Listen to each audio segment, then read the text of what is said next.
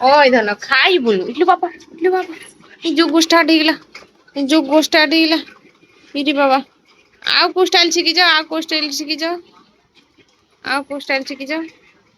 ଏଇଠି ବାପାରେ ଆଉ କୋଉ ଷ୍ଟାଇଲ ଆଉ କେମିତି ବାପ ୟାଡୁ କନେ ଟିକେ କରିଦିଅ ୟାଡୁ କନେ ଟିକେ କରିଦିଅ ଇରେ ବାବା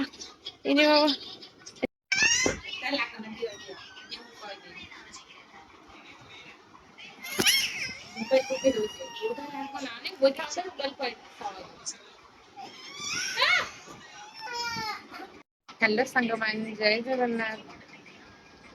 ସାଙ୍ଗମାନେ ଆପଣ ମାନେ କେମିତି ଅଛନ୍ତି ମୁଁ ତ ବହୁତ ଭଲ ଅଛି ରୁଦ୍ର ବି ବହୁତ ଭଲ ଅଛି ଆପଣଙ୍କ ଆଡେ ପାଗ କେମିତି ଦେଇଛି ଆମ ଆଡେ ତ ପ୍ରବଳ ବର୍ଷା ହଉଛି ଏବେ ଟିକେ କମିଛି ଆଉ ବର୍ଷା ପାଗରେ ବାହାରକୁ ତ ବାହାରି ହଉନି କାଦୁଅ ହେଇଯାଇଛି ସେଥିପାଇଁ ତ ରୁଦ୍ର ଆମର ଶୋଇଛି ଆଉ ଉଠୁନି ଖାଇଥିଲା ସକାଳେ ଏବେ ତ କିଛି ଖାଇନି ଚାଲନ୍ତୁ ତାଙ୍କୁ ଉଠେଇବା ରୁଦ୍ର ଉଠୁ ଉଠୁ ଧନ ଆଉ ଉଠୁ ଉଠୁ ଉଠ ବାବା ଉଠ ଉଠ ଉଠ ଓଏ ଧନ ଖାଇବୁନୁ ଇଟ୍ଲୁ ବାବା ଯୁଗୁ ଷ୍ଟାର୍ଟ ହେଇଗଲା ଇରେ ବାବା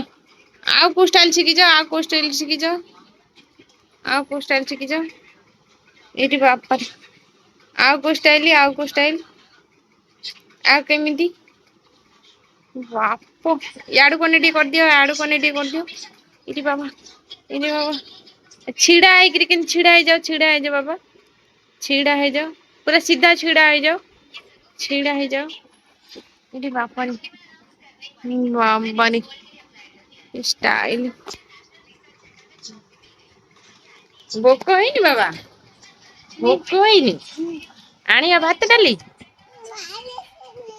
ମୋ ପୁଅର ଦାନ୍ତ ଗଳି ପଡିଛି ମାନେ ସରି ମାନେ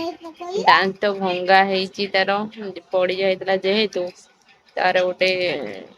ଜନ୍ମଗତ ଡିଜିଜ ଅଛି ଯେହେତୁ ମାନେ ହିମୋଫିଲିଆ ତାର ବ୍ଲଡ଼ କଟଲେଟ ହଏ ଆଉ ପଡି ଯାଇଥିଲା ଯେତେବେଳେ ତା ଦାନ୍ତ ଟା ମାଡ ହେଇଯାଇଥିଲା ଜୋରେ ହଲି ଯାଇଥିଲା ବ୍ଲିଡିଙ୍ଗ ବନ୍ଦ ହେଲାନି 7 ଦିନ 8 ଦିନ ଖଣ୍ଡେ ବ୍ଲିଡିଙ୍ଗ ବନ୍ଦ ହେଲାନି ଲଙ୍ଗ ବ୍ଲିଡିଙ୍ଗ ହେଲା ତ ସେଥିପାଇଁ ଡକ୍ଟର କହିଥିଲେ ତା ଦାନ୍ତ ଉପରେ ବି ଯେହେତୁ ତାକୁ 7 ବର୍ଷ ହେଇନି 4 ବର୍ଷ ଚାଲିଛି ଫିର ବି ତାର ଦାନ୍ତ ଉପରା ହେଲା ବହୁତ ବ୍ଲିଡିଙ୍ଗ ହେଲା ମୋ ପୁଅ ବି ବହୁତ କାନ୍ଦିଥିଲା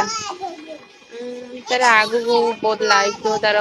ଯେତିକି କଷ୍ଟ ଦୁଃଖ ସେଥିପାଇଁ ଗୋଟେ ଷ୍ଟୋରି କେବେ ଆଣିବି ସମୟ ଦେଖିକି ତା ଲାଇଫରେ ସେ ବହୁତ କଷ୍ଟ କଲାଣି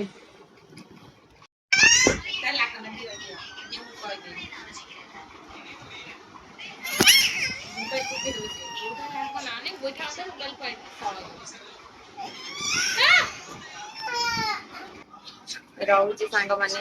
ଜୟ ଜଗନ୍ନାଥ ଆଉ ରୁଦ୍ରକୁ ଭୋକ କଲାଣି ମୁଁ ଯାଉ ତାକୁ ଖୋଇବାକୁ ଦେବି ଆଉ ସିଏ ଆସିଗଲାଣି ରୁଦ୍ର ମତେ କହୁଛି ମାମା ମତେ ଭୋକ କଲାଣି ଭାତ ଡାଲି ଦିଅ ତାହାର ଆଜି ଲାଗୁଛି ତ ସେ ଚିଡୁଛି ଆଉ ନମସ୍କାର ଜୟ ଜଗନ୍ନାଥ ଆଜି ପାଇଁ ଭିଡିଓ ଏଇଠି ଶେଷ କରୁଛି ଧନ୍ୟବାଦ